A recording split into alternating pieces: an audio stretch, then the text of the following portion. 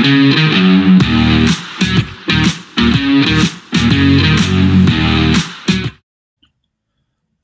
welcome back to the Supercoach Nuff channel. In this video we're going to have a quick look at game week 30 of the 2024-25 FPL season, as well as preview game week 31. So super tight turnaround between game weeks with the midweek fixtures.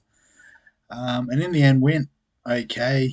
It was looking pretty disastrous, but 49 points, which saw me drop a few spots, but still in the top 400k. So pretty happy with that result, considering the carnage as we go through the team. So as you can see, ended up with a 5-4-1 given the injuries, but Verbruggen just scoring a solitary point.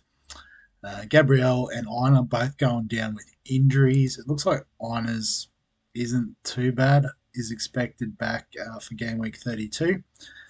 But looks like Gabriel's out for the season with the hamstring. So here's a trade this week.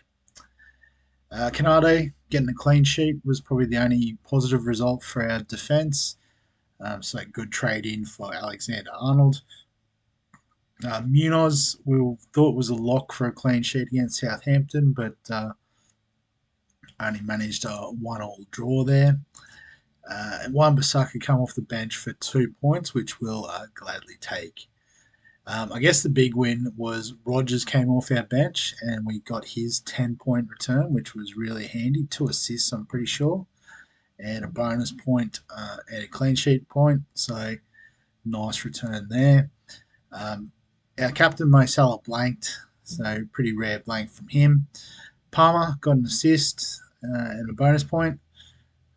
Getting himself 6 points, a clean sheet point as well. So I guess just nice to have him back in the team after missing against Arsenal.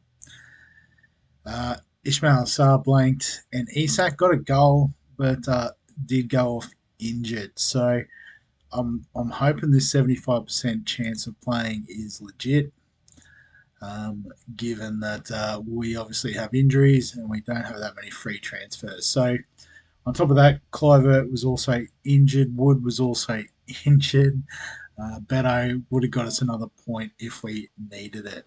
And Glasner, the assistant manager, obviously we were expecting a win against Southampton. So don't know if you get negative points for drawing to the bottom of the table. Doesn't look like it. So league. So still sitting number one. I think I've got a bit of a buffer there, but Lam Source got me this week with a 64-point return, which was also top of the league. So well done, Sam. Played the wild card this week. I know that was a very popular move amongst managers, so makes sense. I've got a slightly different plan for my wild card. But just have a look. Guardiola with 6 points was good. Savinho with 9. Marmouche as captain with 9. Saka is back and scored a goal. I'm pretty sure that was. Yep. Off the bench. That's pretty handy. And Isak scoring as well. So lots of great returns dotted throughout the team. Nice little pod captaincy as well with Marmouche. He's been pretty good, actually, to be fair. 3 goals against Newcastle, 2 in the last 2. He's been a pretty positive option there at City. So in terms of this week, we've only got 1 free transfer. We've got all the money in the world, but we might have to burn a few points. So Gabriel is a forced out. So I think we have to trade.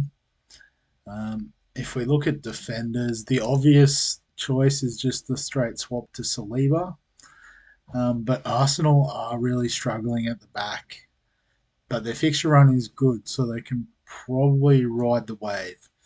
But I guess why we usually go Gabriel over Saliba is the attacking upside of Gabriel. Saliba had scored a couple of goals mid-season, but not much other than that. Whereas Gabriel's usually more of a threat from corners and the like. So the alternatives there at Arsenal. So Ben White potentially, although he's only finding his way back from injury as well. He's only played 7 minutes, 9 minutes maybe. They've been playing the likes of Lewis Skelly at left back, but unfortunately he's only available in the midfield. I guess Timber's played a fair bit as well, so he looks fairly nailed on, although he has an injury concern of his own. So you imagine it'd probably be Saliba, Timber, White, and Lewis Skelly would be the back four there at Arsenal. So not the worst, but um, I think for security we will just go with Saliba. We've got the money. We are looking to wild card in a couple of rounds' time. So obviously this week everyone's on the single. Next week we've got Newcastle Crystal Palace on the double. So we're going to try and hold Isak for that. And then game week 33, there's two doubles. So Crystal Palace feature again alongside Arsenal, Man City, and Villa. And then the other sort of game that was looking to be rescheduled is actually just moved later in game week 34. So Forest and Brentford. So there's only those four teams that play in game week 33 miss out in game week 34. So the plan will probably be to bench boost here and then wild card in game week 34 to trade out of like the Crystal Palace assets.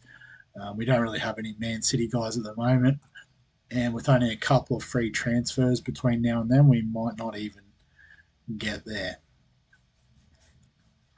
So we're limping to the finish line a little bit at the moment, but we'll stick with the plan for the time being. So I guess what we're hoping for is basically we can get away with, probably not expecting Clivert or Honor to play, but one of Isak or Wood would be nice, and then we'll go from there. So the plan for this week is to move Honor off the bench. So one Bissaka comes in, Rogers comes in for Clivert, and Beto against Arsenal. We're not sort of banking on a positive result there, so we'll leave him on the bench. I'll just switch these guys around, just order of likelihood. What happened there? I didn't finish the trade. That's all right. I can do that again. So defenders, Saliba in, make the transfer. That's what I had to do. Oh, confirm. So Saliba's there now. Swap for Rogers. Swap with Honor. Shuffle better across. Not that it really matters. And so then just captains. I think we're going to go with the two guys that are more likely to play over Isak and Wood. Salah against Fulham. Don't hate the fixture.